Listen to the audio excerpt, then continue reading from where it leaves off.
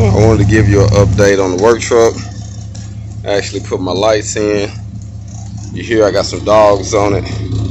They sound pretty good, but they was already on there. The pipes was running. Got my lights though. Made sure everything like that was working.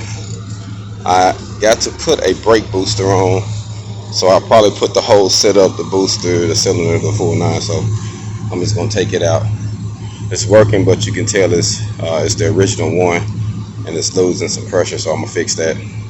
But been getting a few things done that I can do, small things, gas cap, just a few minor things that you have to get to make sure you're up and going. So I'm doing that today. Finished working on the trailer too.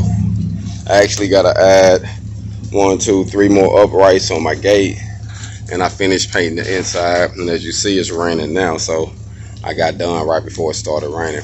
But the paint actually helps the 4x8 plywood last longer, so I painted it on both sides, and we're gonna be using it to haul off stuff, move different material, throw away trash, debris, trees, whatever, you know what I mean, to kill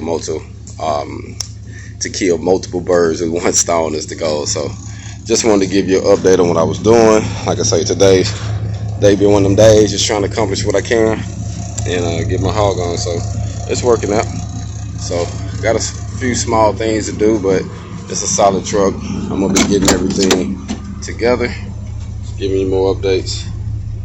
Like I said, it ain't bad in the inside, nothing we can't work with, so the goal is just to get it all straightened out so that way we can get some money. So it's running good, sounding good.